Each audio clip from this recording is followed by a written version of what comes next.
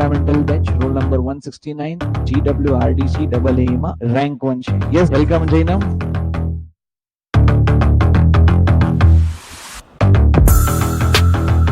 સૌથી પહેલા જૈનમ તારો એક બ્રીફ પરિચય આપી દે. સૌથી પહેલા મારું નામ જૈનમ ગરાજ છે.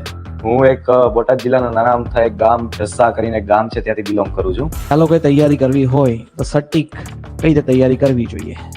સર, મને તો એટલી ખબર પડે કે આપણે પ્રિપેરેશન કરીએ છીએ તો ઓલરેડી જે માણસ પ્રિપેરેશન કરેલા છે એ જ ભણાવે છે આપણને, તો એ જે ગાઈડન્સ આપે છે એ આપણે ફોલો કરવું જોઈએ. મેં એ જ કર્યું છે. તમે જે ગાઈડન્સ આપેલું છે, તમે એમ કહેતા કે ભાઈ આજે આ પતી જવું જોઈએ, વર્કબુકના 50 સવાલ થવા જોઈએ તો થઈ જવા જોઈએ, બીજા દિવસે પછી થયેલા જોઈએ, એમાં કઈ ન આવવું જોઈએ. ઘણા ડિપ્લોમા વાળા છોકરાઓને એમ લાગે કે મારું મેથ્સ વીક છે, મને દાખલા નહીં ગમતા, મને કોન્સેપ્ટ નથી આવડતું. શું તને બી એવું લાગતું? એક વસ્તુ છે કે થોડુંક આપણને એવું લાગે એકવાર, પણ જો પ્રિપેરેશન કરીએ છીએ, શીખવા માટે કરીએ છીએ, એવું વિચારીને જ્યારે કરશો ને કે અમારે શીખવું છે, અમારે કરવું છે, તો ઓટોમેટિક સોલ્વ થશે. અહીંયા જ તું ઉભો છે, મતલબ આ ક્લાસરૂમમાં જ આપણો ફોટો છે. કેવી મજા આવી તમને હોલિસ્ટિકમાં?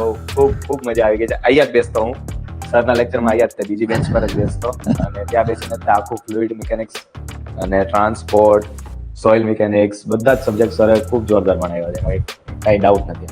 ક્યાં તે ભૂલ કરી હશે એ આવનારા છોકરાઓ ના કરે? એકવાર ચાલુ કરીએ ને પછી મૂકવાનું નહીં એમ. એ એક જો બ્રેક થશે ને, તમારી કન્સિસ્ટન્સી બ્રેક થશે ને, તો તમને બહુ આગળ જઈને નુકસાન થશે. કન્સિસ્ટન્સી બ્રેક નહીં થવા દે. ભલે દિવસનો 2 કલાક વાંચો, રજાનો માહોલ હોય તો 2 કલાક વાંચી લેવાનું. એક એક્ઝામ પાસ કરી છે. વર્ક આસિસ્ટન્ટ 217, ત્યારબાદ સર્વેયર 213 અને RMC AA માં મારું ડીવી હતું, જેમાં 1 વેકેન્સી હતી ને, એક જ જગ્યા હતી, એમાં મારું ડીવી હતું.